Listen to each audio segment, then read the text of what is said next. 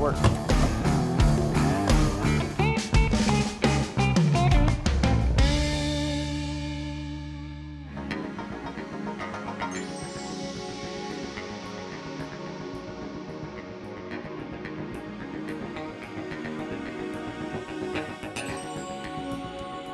Hello and welcome to the Legislative Report. I'm Anthony Tezak. As we start this legislative session with an even larger Republican majority, the newest members are already hard at work. Joining me today to talk about this and other topics is State Representative Bernstine. This is your first term elected as a legislator. Can you give us a little background on yourself? What did you do before becoming an elected official, and what made you decide to run for office? Yeah, thanks so much for having me. Appreciate the opportunity to sit here and discuss some important issues with you. So my background has been exclusively in the business world. I've not really been involved in politics previously at all. And I saw a direction in my district where we didn't necessarily have an advocate that was out there and pushing for some of the needs right here in the 10th district. So I saw that need, and that's really why I decided to jump in and run.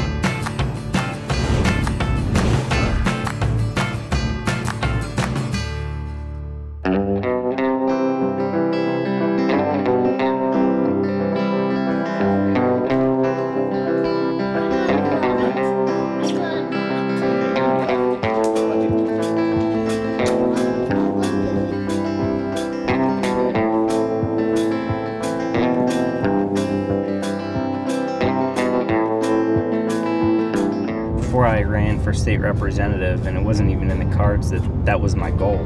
That wasn't what I was going to do or trying to do. And it was interesting. I was here and I said, geez, this place is behind the times as it deals with people that are actually in public office fighting for this area. And you know, there's big issues without a doubt in Harrisburg across the state. And I've started to ingrain myself in some of those, but the main reason I started to run was I just didn't think we had an advocate and somebody that was a fighter here. He obviously wants what is best for his 10th district, which I think is very important. I think there's a lot of people in those positions that have been there a very long time, and you get very stagnant. Western Pennsylvania is about tough, gritty, calluses on your hand, street fighter mentality, and we're pretty simple folks. We just go to work hard every day, and that's who we are, and that's what we're about, and that's what people in this area are about. One would say, well, you're his father, so you're going to be biased, but just looking at the facts, okay, he's been in office now a year and a half, and within that time frame, he's got several bills legislatively passed through the House of Representatives, and they're moving their way towards the Senate through that process. I have a great team around me. I have my chief of staff, Nick Karen, who just is amazing. A lot of guys claim to make a difference and have all read, Wilberforce and think they're going to be Reagan and, Kennedy and plow into places and shake everything up. And a lot of times that falls flat on their face. I think what Aaron's really good at is setting, I don't want to say achievable goals, but achievable goals in the sense that this is what, he's the one who knocked on 10,000 doors. He's the one who's heard from people what's important to them. He will completely exhaust every option on trying to solve that issue. Solve it, bookmark it, bookend it, done, and move on to the next issue. I have 3 other employees. I have Cindy, Colleen, and Mandy.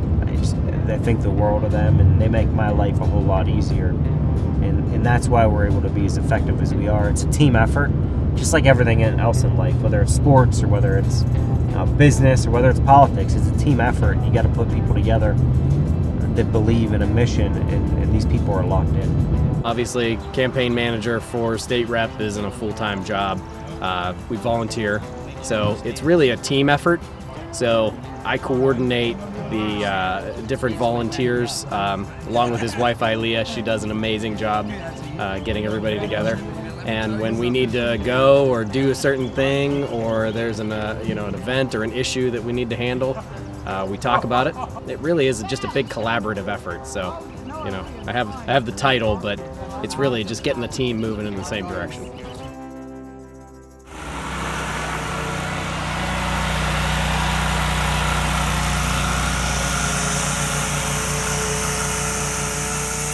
I hate bureaucracy.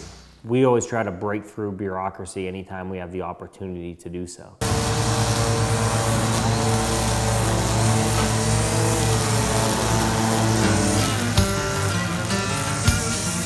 So this woman has owned this bakery for 40 years, and there is a dilapidated property next to it. The borough, one of the boroughs in my municipality is supposed to take care of it. She spent like 6 months trying to get somebody to come out here and cut the grass.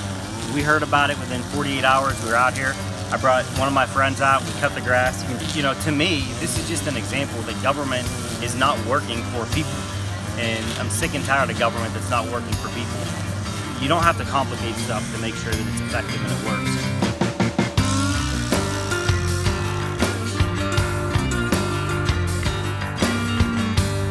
People elected me to be a good common sense thinker. We have these guys and girls in suit and ties that think they have all the answers for everything. The truth is the answer is typically very, very simple. It just takes somebody that has the intestinal fortitude and guts to step up and actually do something. That job really requires multi-skills and multi-talents because you need to really be focused on your constituents back home.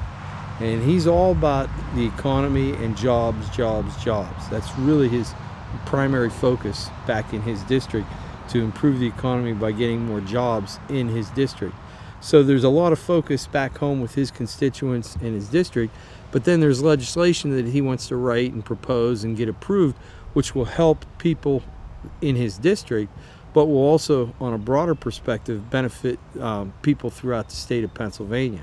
We're in Harrisburg, depends on what time of the year it is, but on average, I'd say we're there every other week, so 26 weeks or so a year, Monday through Wednesday, sometimes Monday through Thursday. I kind of joke, I laugh whenever I hear people talk about it's a part-time job, and there are people that make it a part-time job, but trust me, people get the well worth their 40 hours a week from me, and a lot of other people that work hard as well. And I think that's an interesting thing where people say, well, it's just the amount of time that you're in Harrisburg. I'm busier probably back here at home than I am in Harrisburg, and actually getting things done and being productive.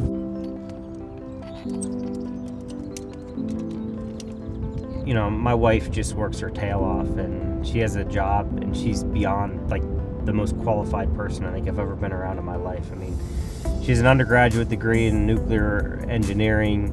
She has a master's in material science, black belt 6 Sigma certified, girl's a nuclear engineer, works on plants all over the globe. It's incredible. And then on top of that, she takes care of Dierks, and then on top of that, she, you know, we have our farm that she does a lot at. And my brother-in-law, also Ross, is a big help.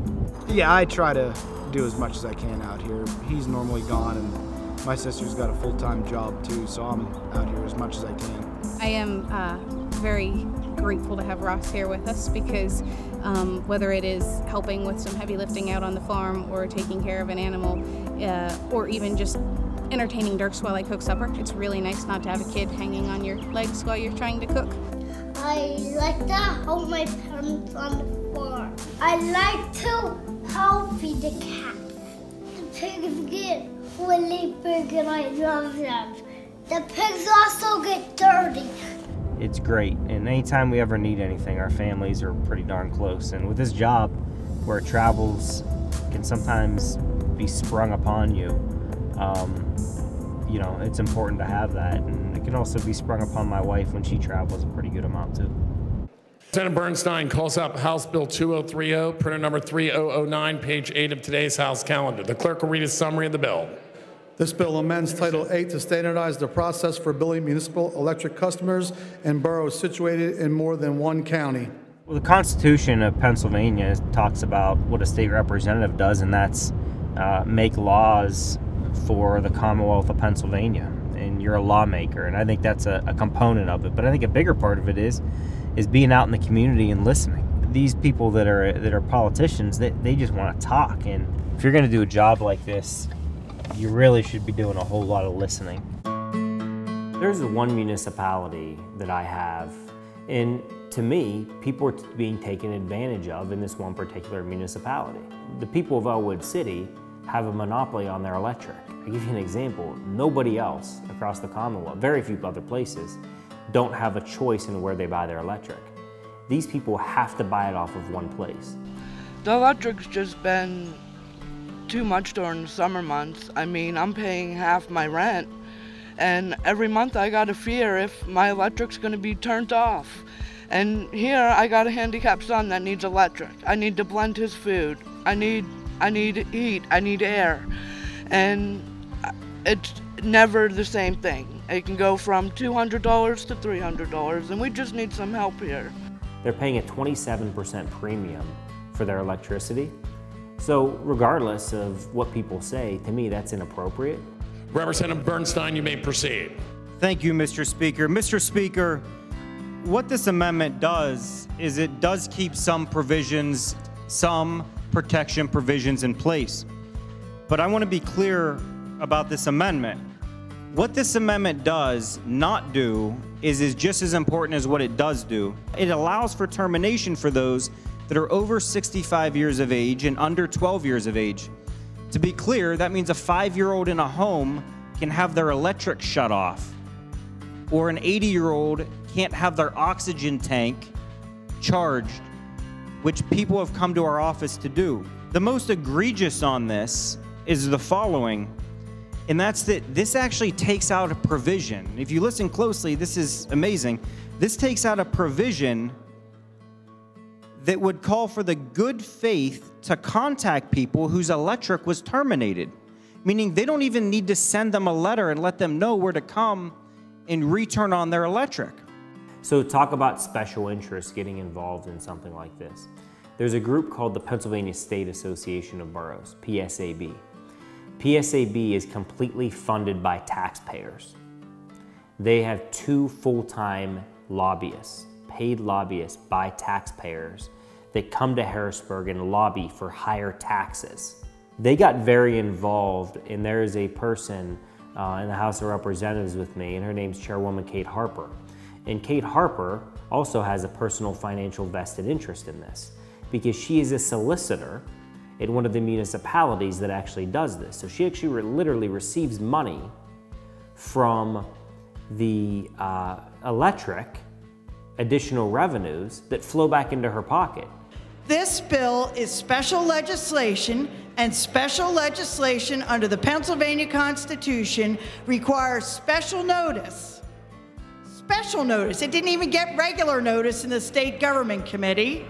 And it also requires that it not be narrowly tailored to tell some borough council how to run the borough.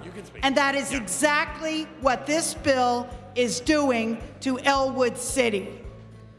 I would ask the members to please vote that it is unconstitutional so that someday you're not forced to stand up here and defend your own township or borough from some overreaching legislator who wants to tell them what to do, but who didn't run for borough council, because the pay's not as good as ours is. Mr. Speaker. Yes, to the majority leader, please. I'm not sure what classification it's going to fall under, so I'm going to start with a point of order. Yes. But I would ask that the lady from Montgomery County's last several sentences be stricken from the record. They were a direct attack at the gentleman from, I don't know, Beaver County, whatever county he may happen to come from. They were a direct attack, and they are completely inappropriate on the House floor.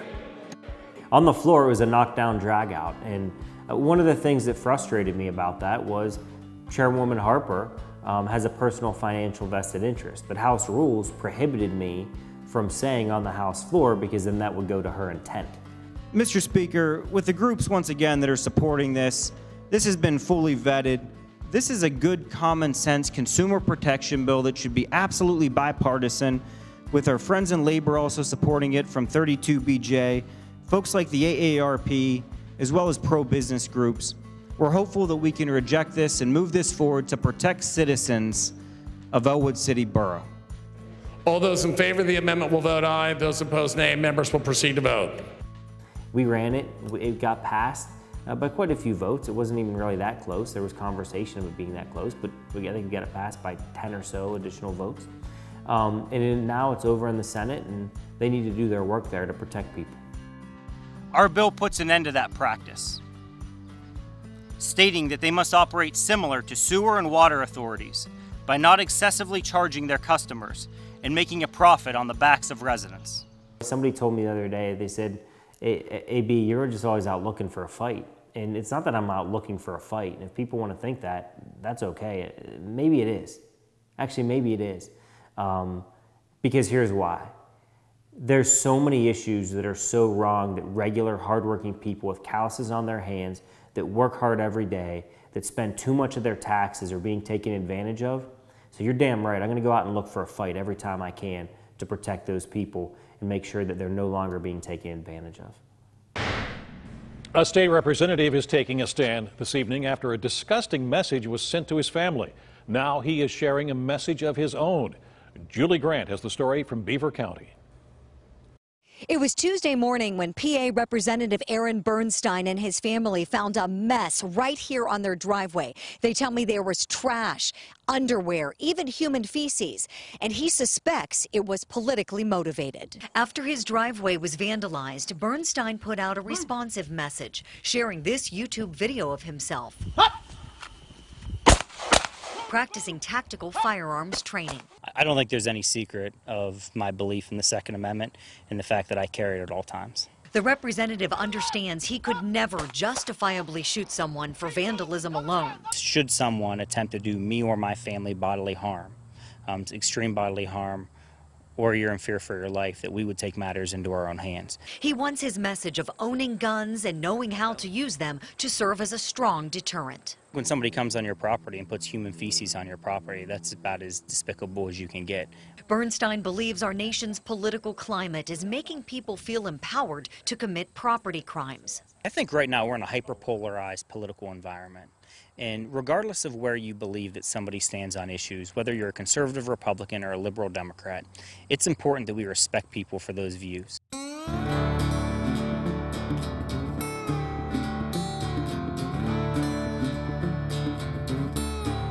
This is super exciting. So we try to do as many outreach programs as possible. One of the things that's really important to me here in Western PA and all of our entire district is gun rights and the Second Amendment. I think for far too long, politicians in Harrisburg, politicians in Washington, D.C., it's all about taking rights away one by one by one. So we're having the sheriff out here and we're having the district attorney out here, and we're going to be talking about Second Amendment rights and then also concealed carry. This is a really, really, really good program that we're going to put on today. And I brought two of my friends here. Dave Lozier is the district attorney here in Beaver County, and Tony Guy is the sheriff here in Beaver County. Two guys that do really, really good work. And I tell you, beyond what they're doing today, this isn't uncommon for them to always be out in the community trying to do different things and just educate the public in general. Myself and the district attorney for Beaver County are going to be talking to maybe as many as 100 people here about gun laws, gun rights, Pennsylvania laws that affects guns, ownership, carrying of firearms, and a little bit about gun safety and mindset for being a gun owner and a gun carrier. So this is why I think this is so important is, you know, our Second Amendment rights is a country, and then here in the Commonwealth of Pennsylvania, we talk about the right to bear arms shall not be questioned, right? And I take that very seriously, and I know these two guys take that very seriously as well, and most of everybody out here takes that seriously. But you know, understanding how to do it legally and understanding how to do it safely is extremely important. I've had my permit since 1971, but you can always learn, you know, new things about the change in the law and you know, what we're allowed to do to protect ourselves. And I think this is very, very good to have. Part of what we do is trying to fight these gun grabbers. Every time I turn around, there's people trying to take guns away from law-abiding citizens. It's ridiculous. There's no way we're ever going to stand up for that.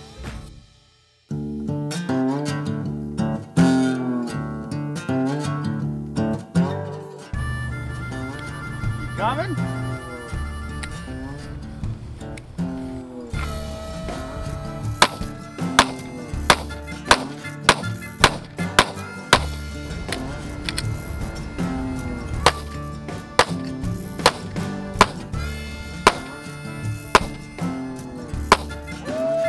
Without the Second Amendment, there is nothing that protects this Constitution. So the Second Amendment to me is the most important amendment that we have in our entire Constitution. If you don't have the Second Amendment, the rest of it really doesn't matter. It's important that law-abiding citizens have the right to have guns in their home for whatever purpose they need them for, as long as they're not infringing on the rights of others. I've been shooting since I was 3 years old. Look through this hole and at that pin and make sure that this, you see my finger here? Make sure that's lined up with the orange circle on the bottom. That's something that I did with my dad and with my grandpa and with my family and uncles and brother.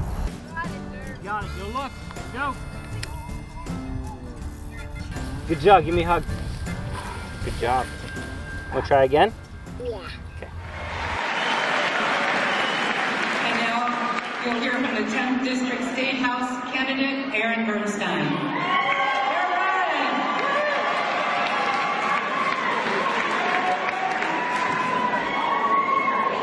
Boy, do we got a lot of deplorables in the room tonight.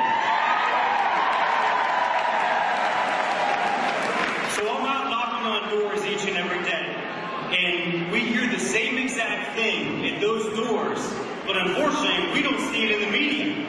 And what we hear is people are sick and tired of the status quo. They're sick and tired of career politicians, and they're ready for somebody that's going to shoot them straight. We all know about Hillary Clinton.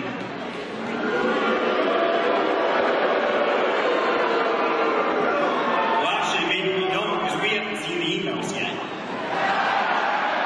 So we have two options, folks. We have two options. Number one is we can go out and we can elect for President of the United States a career politician, somebody who's never had a job and somebody who's out there getting rich off of us. But the best thing is, see, we have another option. We have somebody that's going to come out on the stage later tonight, and it's somebody who's actually built jobs, it's somebody who works hard every day, and it's somebody just like you and I that's going to make America great again.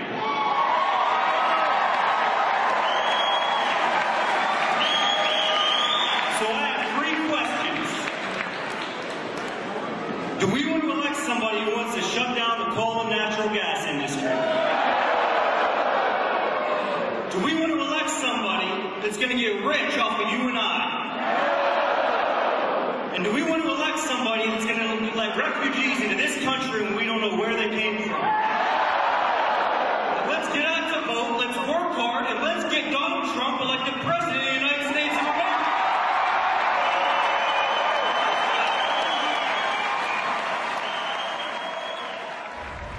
Criticism is just part of the job. I mean, I think, you know, I was listening back, like them or hate them, or love them or don't, or whatever those things are. Mike Pence, if you remember in the Hamilton play, he went there and people booed him and clapped for him or whatever. He looked at his daughter and he said, "This is what freedom sounds like." And, you know, I think people should criticize politicians. I think they should be tough on them. I think they should ask difficult, driving questions. I handle it a little bit different. I approach it head on. I don't hide from stuff. You know, I'm not for everybody, and that's okay.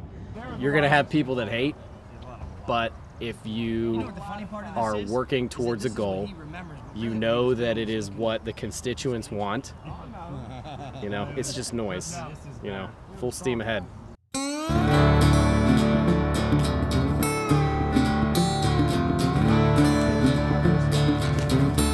We know if the enemy's in territory.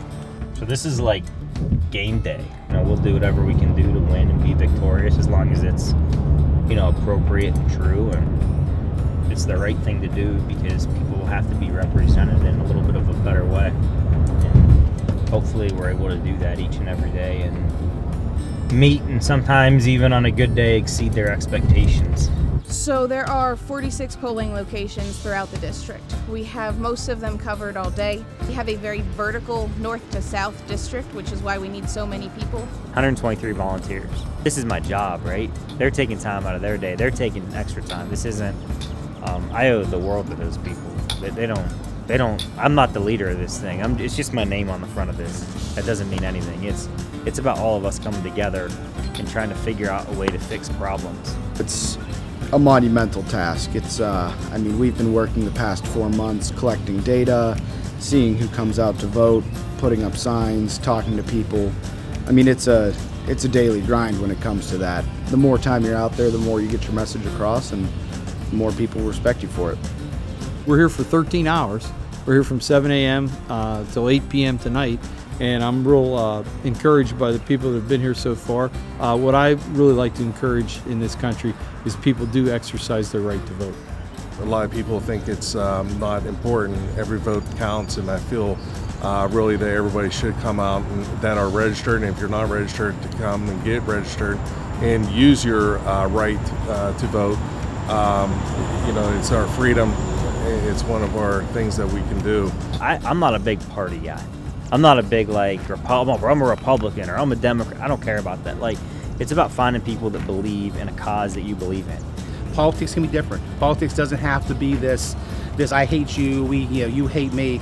That, you know what, we can have a difference of opinion, and it's all good. We play well not only with Republicans, but we play well with Democrats, and that's why we've had the opportunity to do what we're doing today.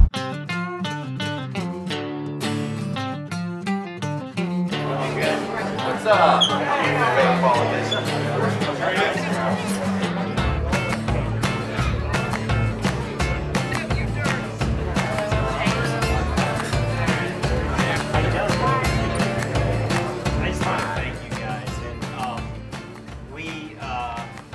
Right now, quick numbers. We're waiting on a couple other poll results in, but with quick numbers, it looks like us. We are at 473, and our opponent's at 388. So, and that's with a couple small.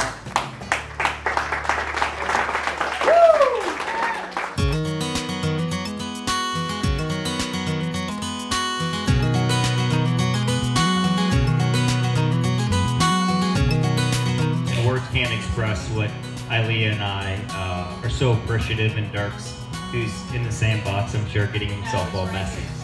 Oh, there he is. He's eating cookies. Shocking. I can't thank you enough, and this is the least that we could do, is just have you out here to our home. Hope you guys are having a great time. I think Aaron is doing an excellent job as our state representative. He's a go-getter, always gives 100%. Certainly putting in the time for us, and that was very clear to me when he first knocked on my door.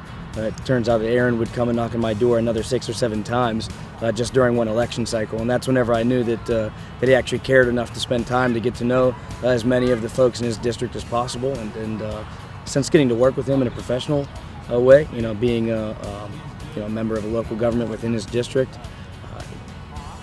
it's been an absolute blessing for us. Unlike other politicians who say what people want to hear, he not only says what people want to hear, he acts on it. So it's very easy to support somebody that does what they say, means what they say, and is working with the best interest of his constituents in mind. We don't have yes people. We have people that actually, believe in doing what's right, and we don't care about the political consequences. You do what's right.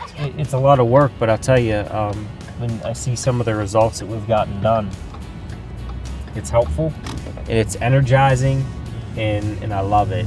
One other time he said to me, he said, I have 60,000 bosses or managers. And I said, what do you mean? He said, well, I have 60,000 constituents, roughly. And he said, so I really feel a sense of obligation that I am held accountable, and I need to answer to those 60,000 constituents. The fact that people care, that they want change, and even if it's not exactly what they want, they understand that you have to negotiate. That's not a bad word. Compromise isn't a bad word. He obviously feels he works for the people, that he's not the boss, and he listens to what they say. He feels that they are his bosses and he listens to them. There's also things I won't give up. I won't give up time with my family. I've seen this job in politics rip families apart, and I will not give up time with them. I like when Dad takes me fishing, but when I do not catch any fish, I am very upset. He does a really good job of trying to get us all involved as often as possible, whether that's to a festival or a fair or a dressy dinner. He is very focused. When I'm home, and I'm locked into them. That is number one important to me. I think is the most important thing in the world.